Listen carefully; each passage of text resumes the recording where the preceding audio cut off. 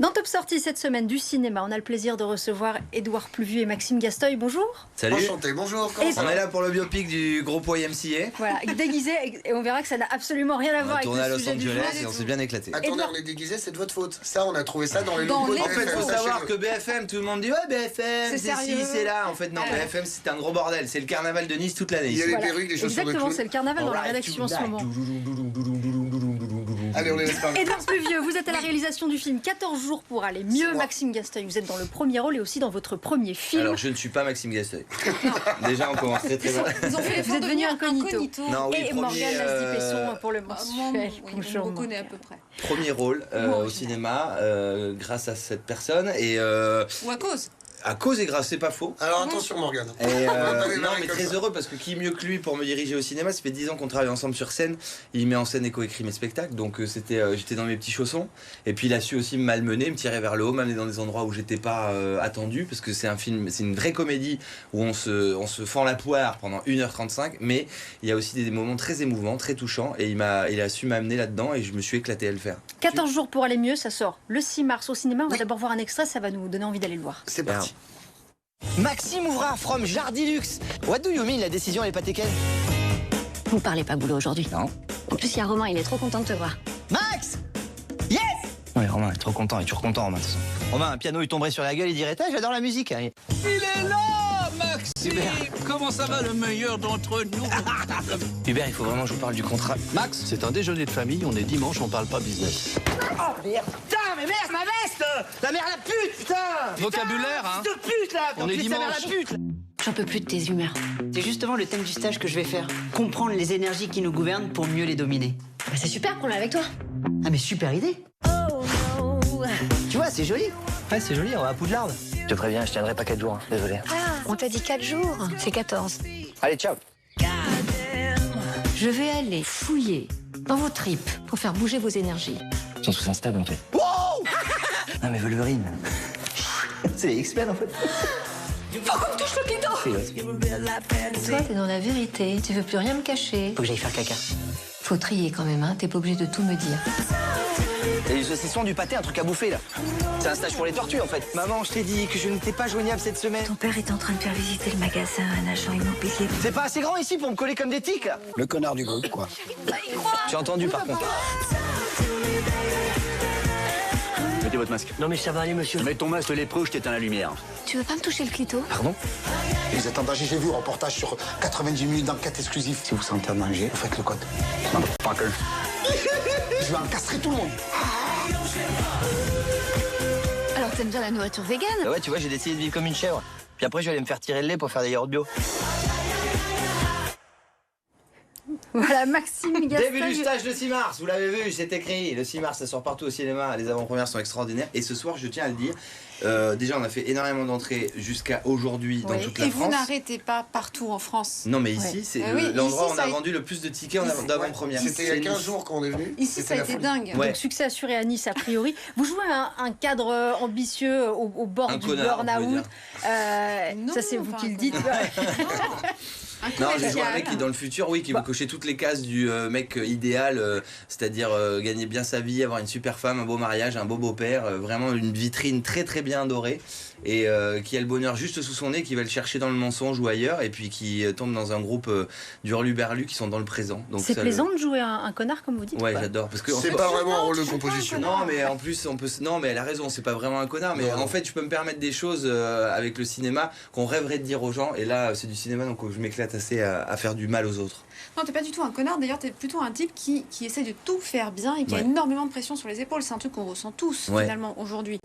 Et tu mais il se tout sent un peu sur les autres, au-dessus des autres et il connaît tout de lui et des autres. En fait, il connaît rien. En vrai, c'est parce qu'il est perdu ce gars. Il est dans la peur, il a peur de l'échec, il a peur de pas valider, cocher toutes les cases de la réussite et au final ça le panique. Moi, en tout cas, moi j'ai ressenti comme ça. Vous l'avez un peu plongé ce personnage dans son pire cauchemar, dans un stage, une sorte de stage bien-être finalement.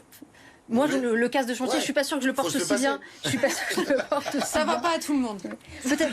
Peut-être un mot quand même sur l'intrigue. Vous l'emmenez vous le projetez ce personnage dans un stage bien-être, finalement aux antipodes, de vos ambitions, de vos valeurs, avec des personnages un peu décalés. Absolument, il se retrouve au milieu d'un stage où il va se rendre compte, au début, il y va totalement réfractaire. C'est son pire cauchemar, on va pas se mentir. Moi, ça doit m'aller, ça, je pense. Mais tout te va. C'est son pire cauchemar d'aller dans ce stage, et il va tomber sur Zabou Bretman et Lionel Abelansky qui sont, alors je tiens à les saluer, extraordinaires dans le film. Je les remercie de nous avoir fait confiance et d'être venus dans cette aventure avec nous. C'est rare d'avoir vu quelque chose d'aussi drôle. et entouré de stagiaires qui, eux vont mal. Et qui, au cours de ce stage, vont aller mieux, en tout cas on l'espère, et comme le public. Parce qu'on nous dit souvent dans les avant-premières que les gens qui voient le film vont un peu mieux à la fin. Et on ne peut pas nous faire le meilleur compliment, n'est-ce pas, Morgane? Tout à fait. Et ce qui est génial, je trouve, c'est qu'à la base, on peut croire que c'est un film qui va se moquer de la situation, des gens qui sont justement dans ce stage, et pas du tout. On réalise surtout en sortant qu'on a tous des problèmes. Voilà, vous en êtes la preuve vivante. Moi, j'ai aucun problème. On a tous des problèmes à régler. Alors, il y en a des plus ou moins graves, évidemment, mais il y a ça quand même en tâche de fond. C'est qu'on a tous cette pression aussi d'aller bien. La société veut qu'on aille bien. C'est actuel et sociétal, tu as raison. C'est-à-dire qu'aujourd'hui, tout le monde a recours à quelque chose pour aller... On a tous l'impression d'aller mal, en fait. Et nous, on a croisé des gens qui avaient croisé la route de psychologue ou la route de je prends des cachets pour aller mieux. C'est un peu le bout du chemin, ce genre de stage. De bien-être, pardon. Donc on voyait les gens aller mieux de jour en jour. Nous, on est sensibles et curieux, on s'est heurté à des bonhommes et des bonnes femmes fabuleux. C'est pour ça qu'on les a rendus flamboyants. On voulait pas les parodier ou faire du poète film à sketch. On a été au plus près d'eux. Ouais, c'est ça, ils sont touchants. Et puis on voulait surtout pas heurter la sensibilité d'autrui, parce qu'il y a des gens qui ont des vraies pathologies qui sont très graves.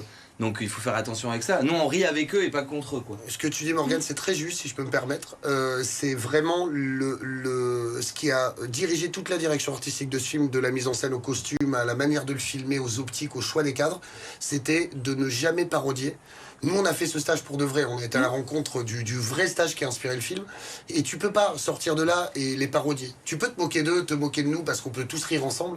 Mais ce sont des gens qui souffrent vraiment, et on voulait surtout pas faire une parodie. Et alors, Maxime, est-ce que vous allez mieux? Bah écoutez, oui. Mais très bien. Il a l'air, non? Je vais beaucoup mieux. Non mais moi j'ai toujours été un enfant heureux, un ado heureux, et là un préadulte, parce que je pense que je ne gagnerai jamais le statut d'adulte. Je suis un enfant, mais je suis heureux. Ce stage m'a fait du bien, oui, parce que je me suis découvert, j'ai découvert plein de gens. J'y étais avec mon ami et producteur qui produit le film, Benjamin Demey. On a compris pourquoi on s'aimait, pourquoi on travaillait ensemble et comment on allait faire en sorte que ça perdure. Donc oui, j'ai appris plein de choses, c'était très positif. Après, j'arrive avec un bagage vide par rapport aux gens qu'on a croisés. Mais ce qui nous a vraiment fait du bien, c'est que moi je suis arrivé avec plein de préjugés, et dans ces stages, il faut pas se dire qu'il y a des gens avec des dreadlocks habillés avec des tenues en chambre. Qui parlent leur langage et qui fument de l'herbe. Nous, on avait affaire à des gendarmes, des secrétaires, des boulangers, des pharmaciens. Ouais, donc vous avez retiré quelque chose de l'expérience. C'est bien qu'on ait le rôle quand même d'Esteban. C'est joli, ça te va, tu vois. Et autant nous, c'est moche et c'est marrant, toi, c'est chic. Que moi, c'est classe. Toi, c'est chic. Évidemment. C'est chic. C'est énervant, tout ce genre de personne. Mais tout me va, c'est incroyable. On peut peut-être dire un mot du casting aussi? Ah bah alors, avec un grand plaisir. Il est énorme, le casting. Alors, et surtout, tout le monde a un véritable rôle. C'est ça aussi qui est génial. C'est qu'on vous invite tous les deux, mais tout le monde a sa propre partition. On est vraiment sur un film choral. Bah, c'est gentil, c'était vraiment l'objectif. C'était pas si simple. En vrai, c'était un peu le défi du film, d'avoir ces stagiaires en permanence qui vivent tous ensemble. Et oui, on est très fiers de ça. Les personnages ont leur petit trajet chacun. Tout le monde peut s'identifier à l'un d'eux. Et on s'aperçoit dans les salles que comme ils ont tous des humours différents et qu'on les a traités de manière différente, chacun a son préféré, quoi. Alors justement, vous présentez des avant-premières à Nice, vous tournez comme ça un peu partout en France. C'est quoi les premiers retours du public? Parce que j'imagine que c'est super intéressant à l'issue du film d'avoir comme ça un peu le ressenti. C'est 95 minutes pour aller mieux. Donc, c'est ce que les gens disent. Genre en 1h30 ils vont mieux. Et hier ça a été le florilège dès la 14e minute on va mieux.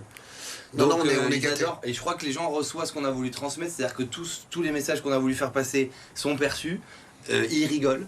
On a beaucoup de gens qui nous disent qu'ils ont pas ri autant une comédie française depuis des années. Le public est hyper large. Il y a des grands-parents, des parents, des enfants, des couples, des jeunes, il y a de tout. Il y a des enfants aussi. Très étonné d'avoir des 7, enfants. 8, 9 ans qui passent un super moment, qui prennent le micro, qui nous disent il est trop bien votre film, et ils veulent aller le revoir. Donc on est trop contents. Film familial, quoi. Ouais, c'est large, quoi. Et alors, un point, moi, que je trouve très important aussi et qui fait qu'on peut aller mieux, c'est que là, on a des gens qui travaillent ensemble depuis des années, qui sont vraiment deux êtres très fidèles. Il y en a un troisième qui est quelque on est part trois en loge. Il y a Benjamin aussi qui est là, qui est à la production. Qu'on le fasse rentrer sur le plateau, Benjamin. Benjamin Bon, on m'entend jamais. Oui, il nous entend plus, je pense. Mais voilà, on a vraiment une équipe très soudée, très fidèle. Et ça, c'est un truc qui se ressent, je trouve, aussi dans le film et qui se ressent sur scène, parce qu'Edouard est co-auteur aussi des spectacles, on l'a dit tout à l'heure. Le spectacle va repasser par chez nous, retour aux sources, le 13 avril à Monaco, à l'espace Léo Ferré. Ça le comble partout où ça passe. Voilà. Et il y a aussi cet esprit-là, je trouve, que vous véhiculez et qui nous fait beaucoup de bien. Bah écoutez, ça nous touche beaucoup. Nous, on s'éclate à faire ça. Les gens le reçoivent aussi, donc on est très heureux. On sait rien faire d'autre, en fait. Vraiment, on s'aide tous les trois et raconter des histoires. Je sais faire du diabolo. Oui, mais mal. Et des travaux. Merci infiniment à tous les deux. 14 jours pour aller mieux. Ça sort en salle le 6 mars prochain. D'ici là, pas mal d'avant-premières, dont ici à Nice. Merci infiniment. Merci, Maxime, Gastoy, ciao, bye bye. plus vieux d'être I love venu you, nous voir. Merci beaucoup. I love you, Nice. I love la promenade des Anglais. I love Negresco. Bye bye.